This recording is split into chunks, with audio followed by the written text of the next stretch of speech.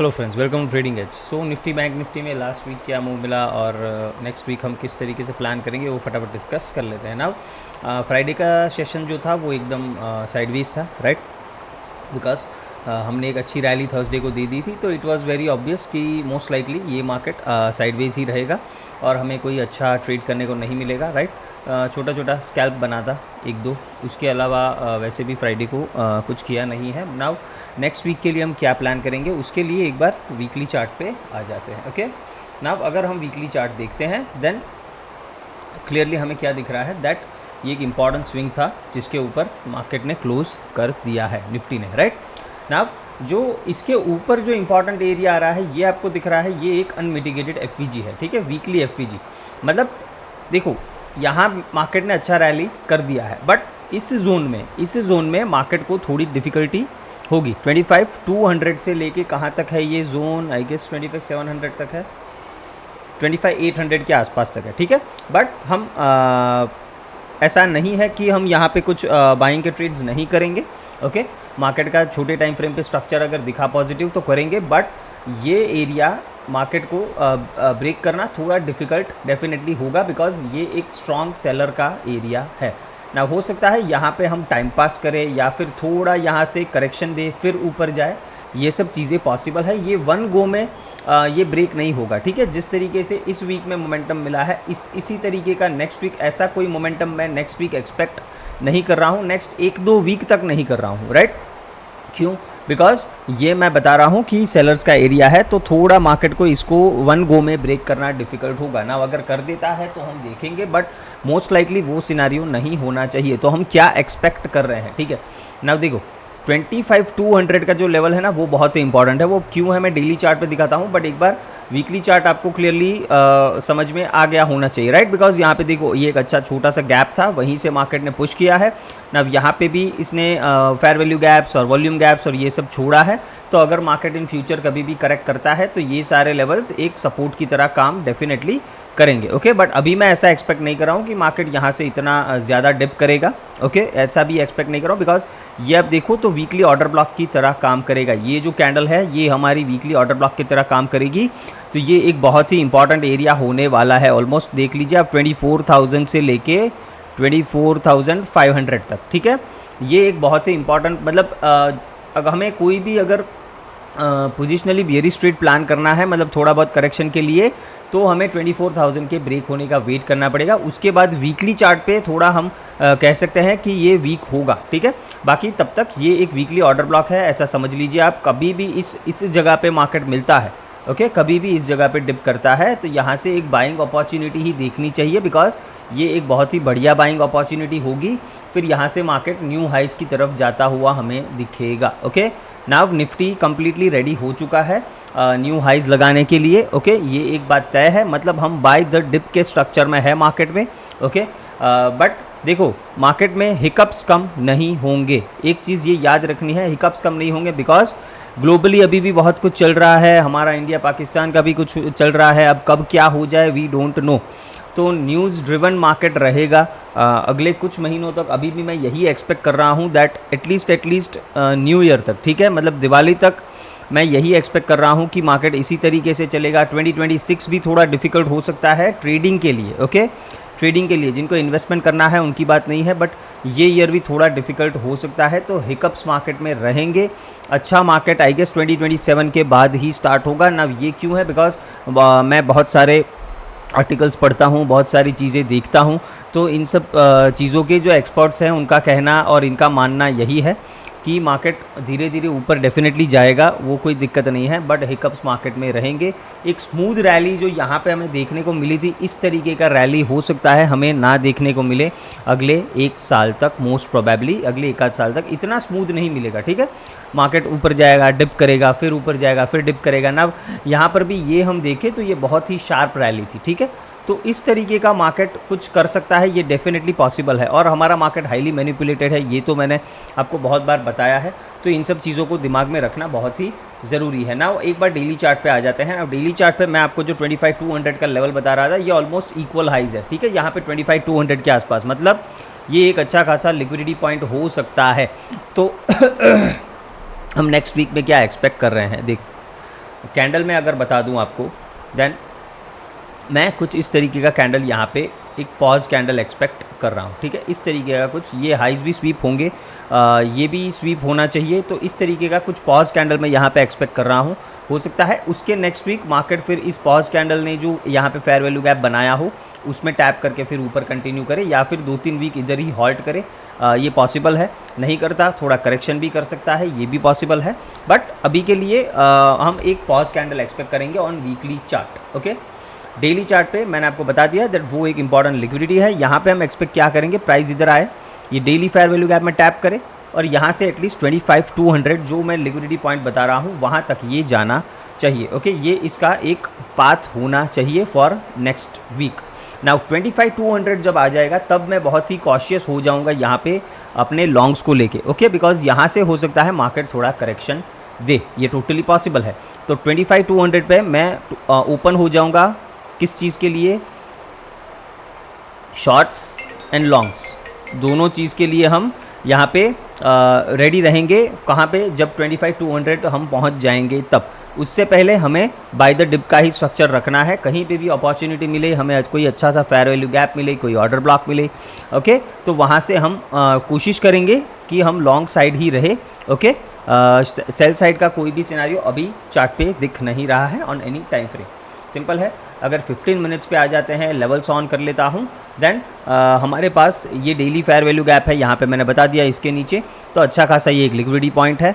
यहाँ से market dip करे, यहाँ से अगर रैली करता है तो ये एक वापस से अच्छा रिस्क रिवॉर्ड का ट्रेड यहाँ पे बनेगा। यहाँ से हम सीधा 25,200 टारगेट कर सकते हैं ना। अगर मार्केट इसको रिस्पेक्ट नहीं करता है देन एक चीज़ इंपॉर्टेंट आपको याद रखनी है दैट ये लेवल भी एक सपोर्ट की तरह काम करेगा। यहाँ पे ये एक 15 मिनट्स का फेयर वैल्यू गैप भी है और यहाँ पे हम देख सकते हैं कि इस लेवल पे मार्केट ने बहुत रेजिस्ट किया है, फिर ब्रेकआउट किया है। तो ये 24,800 से लेके 700 का जो एरिया है ये भी एक बहुत इंपॉर्टेंट सपोर्ट की तरह काम करेगा। तो जब तक इसके नीचे नहीं जाता ना, कोई भी शॉर्ट्स का प्लान करना मूर्खता होगी, ठीक है।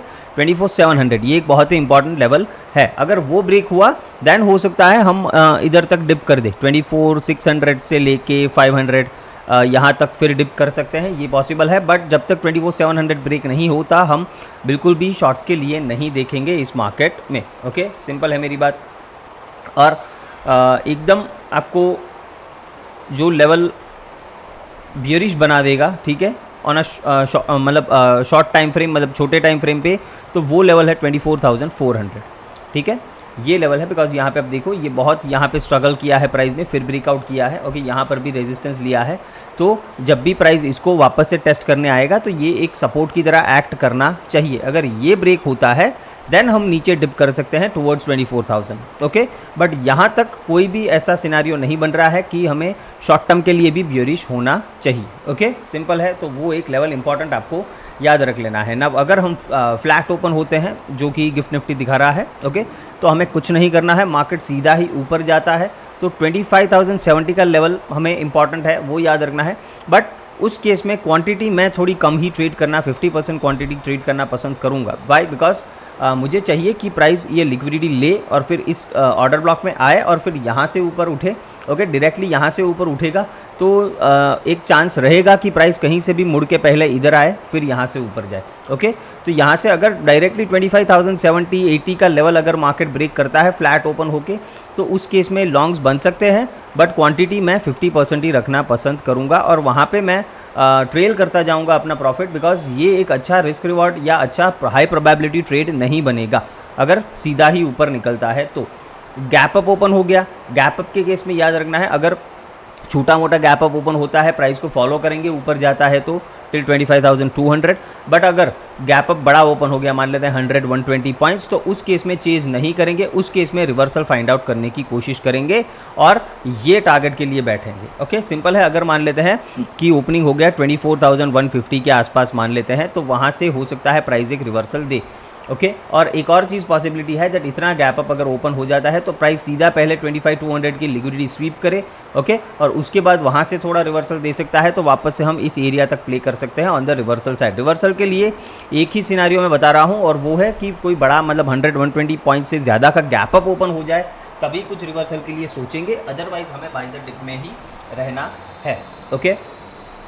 नाउ आ जाते हैं एक बार मिड कैप्स पे, मिड कैप की एनालिसिस देख लेते हैं। ये माउस को क्या हो गया, ओके यहाँ पे मिड कैप्स का अगर वीकली चार्ट देखें तो इसमें भी ड्राइंग्स हटा देते हैं, ये भी एक स्ट्रॉन्ग दिख रहा है। ओके नाउ यहाँ पर हम देख सकते हैं ये जो वीकली फेयर वैल्यू गैप था इसको इसने इन्वर्स कर दिया है, मतलब 12,700 से लेके 400 का आई गेस ये लेवल है, तो ये एक सपोर्ट की तरह ही काम करना चाहिए। इसमें भी ये अच्छा एक ऑर्डर ब्लॉक जोन की तरह काम करेगा ऑन वीकली चार्ट। ओके तो इस चीज़ को आपको मिड कैप्स पे भी ध्यान देना है ना। इसमें भी क्या बन सकता है सिनारियो, ठीक है ना। मिड कैप्स अच्छे खासे स्ट्रॉन्ग दिख रहे हैं, बट इसके लिए इंपॉर्टेंट लेवल जो है वो मैं डेली या फिर 15 मिनट्स के चार्ट पे दिखाता हूँ, बट इसमें ये टारगेट्स इजी हो जाने चाहिए, ठीक है।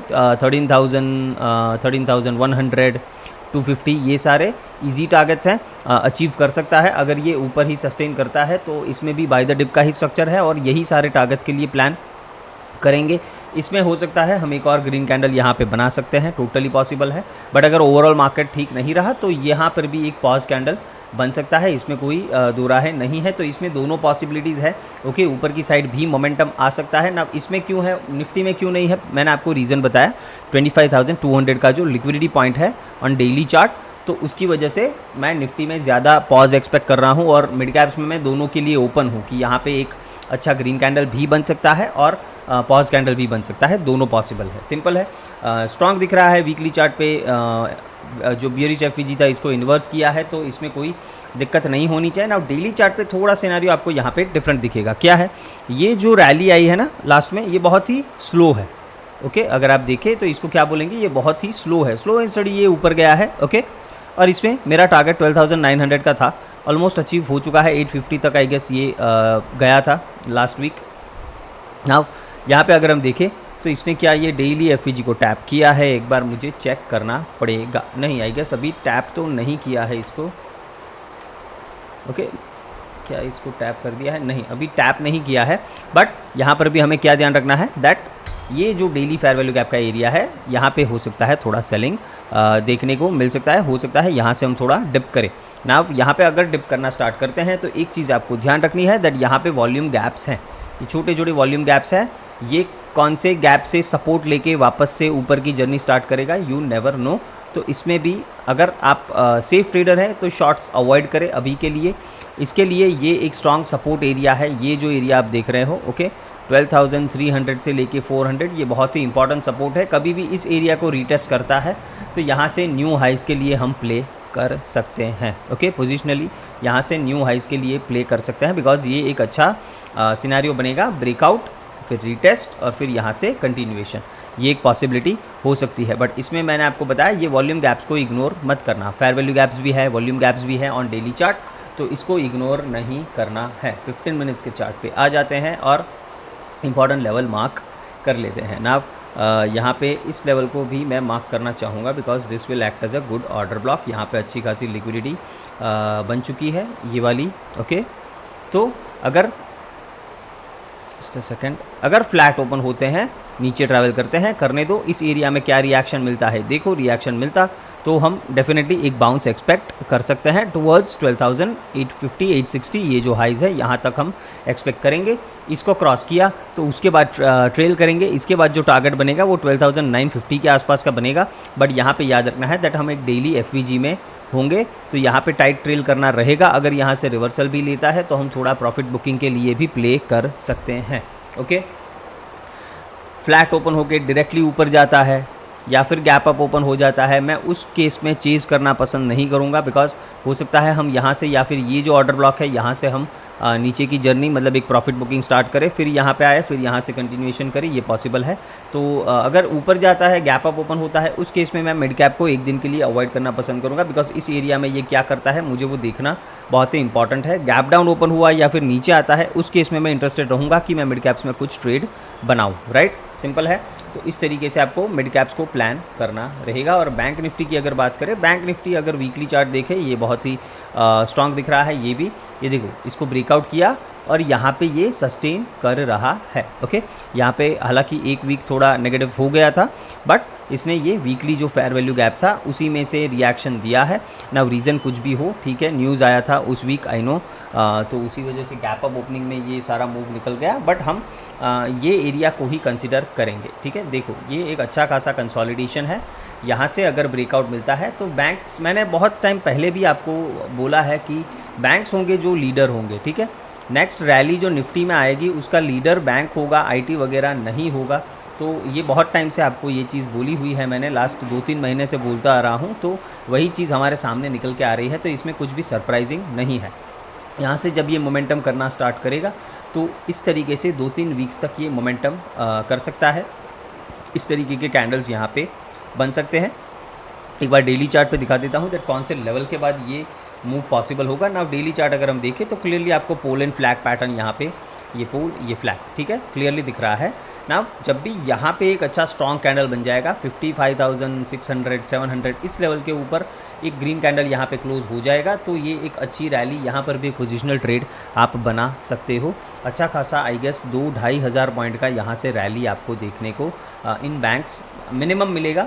बाकी तो ये पूरा पोल का लेंथ ही यहाँ पे प्रोजेक्ट किया जाता है, बट हम इनिशियल रैली 2 से 2.5 हज़ार पॉइंट की एक्सपेक्ट कर सकते हैं अगर इस तरीके का डेली कैंडल यहाँ पे हमें क्लोज देखने को। एक स्ट्रॉन्ग कैंडल चाहिए, ठीक है, कोई रिजेक्शन वाला नहीं, बट एक स्ट्रॉन्ग कैंडल अगर यहाँ पे मिल जाता है तो पॉसिबल टोटल होगा। यहाँ पे डेली पे अगर देखें तो कोई भी फेयर वैल्यू गैप्स या इम्बैलेंस हमें नहीं दिख रहे हैं, बिकॉज यहाँ पे ये कंसोलिडेट कर रहा है, राइट। तो यहाँ पे हमें सिर्फ एक लेवल है जिसको ब्रीच करके अगर ये क्लोज कर देता है तो हम एक अच्छा रैली एक्सपेक्ट करेंगे। ओके, 15 मिनट्स के चार्ट पे आ जाते हैं। अगर ये फ्लैट ओपन होकर 55,500 के ऊपर सस्टेन करता है, हम सीधा 56,000 के लिए प्ले कर सकते हैं। ओके, गैप अप ओपन हो गया, छोटा मोटा गैप अप है, 55,500 के ऊपर सस्टेन कर रहा है। Again we can continue to look for buys, okay, because वो लेवल एक स्ट्रेंथ का लेवल है जहाँ यहाँ पे ये रेजिस्टेंस दिखा रहा है, उसके ऊपर टिका तो डेफिनेटली ये ऊपर जाने की कोशिश करेगा। फ्लैट ओपन होकर नीचे आता है या फिर गैप डाउन ओपन हो जाता है, ये फेयर वैल्यू गैप है, ये ऑर्डर ब्लॉक है, जहाँ से भी ये सपोर्ट लेता हुआ मुड़ता हुआ दिखे वहाँ पे हम एक्सपेक्ट करेंगे कि इसमें एक बाउंस आ सकता है। ओके, तो होप आपको ये एनालिसिस पूरा समझ में आ गया है। ज़्यादातर जो एक्सपेक्टेशन मेरी बैंक निफ्टी में है तो वो इससे सबसे ज़्यादा है, मतलब सबसे बेस्ट सिनारियो जो बाइंग के लिए बन रहा है वो बैंक्स में बन रहा है। अगर 55,600 700 के ऊपर डेली क्लोज मिल गया तो मैं इस तरीके का वीकली कैंडल एक्सपेक्ट कर रहा हूँ जो हमें न्यू हाइस तक ले जाएगा और उससे भी ऊपर लेके जा सकता है। तो बैंक्स पे फोकस करना next week on the long side. एक अच्छा यहाँ पे हमें रैली देखने को मिल सकता है, टोटली पॉसिबल है, और वो एक स्मूथ रैली हो सकता है, राइट, बिकॉज यहाँ पे इसने अच्छा खासा कंसोलिडेशन कर दिया है, तो एक अच्छा रैली इसमें देखने को मिल सकता है। हो सकता है निफ्टी थोड़ा पॉज ले, ओके, या फिर बैंक्स के साथ वो भी ऊपर जाए, वो देखेंगे क्या होता है। बट अगर लॉन्ग्स के लिए जो बेस्ट सेटअप है वो मेरे लिए है बैंक निफ्टी में, तो हो सकता है मैं भी कुछ नेक्स्ट वीक बैंक निफ्टी में प्लान करूं, बिकॉज जनरली मैं बैंक निफ्टी ट्रेड नहीं करता हूं, बट मुझे सेटअप अच्छा दिख रहा है। और एक अच्छा, आप जानते हैं कि मैं अभी थोड़ा चेंज होके बड़े आरआर के ट्रेड्स लेने की कोशिश करता हूं रैदर देन छोटे, मतलब 1:3 4 के नहीं, इससे भी ज़्यादा, मतलब पोजिशनल कुछ ट्रेड करने की कोशिश करता हूं। मैं थोड़ा अपना चेंज कर रहा हूं स्टैंस, बिकॉज मार्केट इस तरीके का है कि इंट्राडे में रोज़ मूव नहीं मिल रहे हैं। ओके, इंट्राडे में बहुत दिक्कत हो रही है, मतलब ये एक्सपायरी 2 एक्सपायरी है, बट वो 2 एक्सपायरी भी सिरदर्द बन चुका है, बिकॉज या तो बहुत वॉलेटाइल होता है या फिर कम्प्लीटली साइडवेज होता है, तो वो थोड़ी दिक्कतें हैं। तो इसीलिए मैं कोशिश कर रहा हूँ कि थोड़ा पोजिशनल की तरह शिफ्ट हो जाऊँ। ओके, तो उसमें मेरा स्ट्रेस लेवल भी थोड़ा कम होगा और मुझे एवरीडे ट्रेड फाइंड आउट करने की भी ज़रूरत नहीं रहेगी। तो इसमें अगर इस तरीके का सेटअप बनता है तो मैं next week definitely bank Nifty trade करने की कोशिश कर सकता हूँ, राइट। तो होप आपको एनालिसिस पसंद आया है। वीडियो को लाइक शेयर एंड सब्सक्राइब ज़रूर करना है friends. Thank you very much.